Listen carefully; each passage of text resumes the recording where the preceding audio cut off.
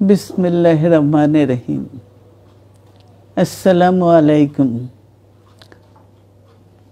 দীর্ঘদিন অসুস্থ থাকার পর আপনাদের সামনে কথা বলতে পারার জন্য আল্লাহর কাছে শুকরিয়া আদায় করছি।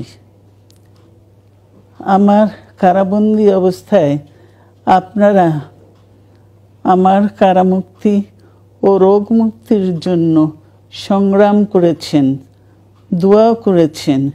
সেজন্য আমি আপনাদের সকলকে ধন্যবাদ জানাচ্ছি। দীর্ঘ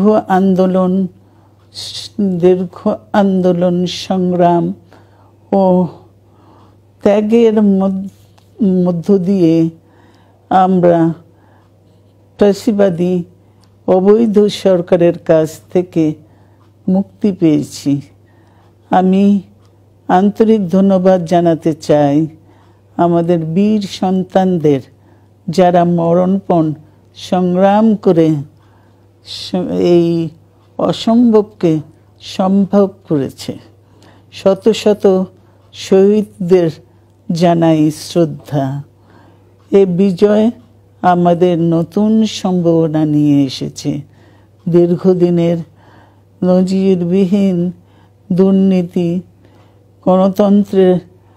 গণতন্ত্রের ধ্বংসের স্তূপের মধ্য থেকে আমাদের নির্মাণ করতে হবে এক সমৃদ্ধ বাংলাদেশ।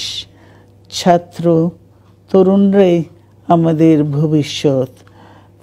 তরুণরা এই যে স্বপ্ন নিয়ে বুকের রক্ত ঢেলে দিয়েছে, সেই স্বপ্ন বাস্তবায়নে করতে মেধা, যোগ্যতা, জ্ঞান ভিত্তিক গণতান্ত্রিক বাংলাদেশ গড়ে তুলতে হবে। শোষণহীন সমৃদ্ধ বাংলাদেশ। সকল ধর্মের গোত্রের অধিকার নিশ্চিত করতে হবে। শান্তি,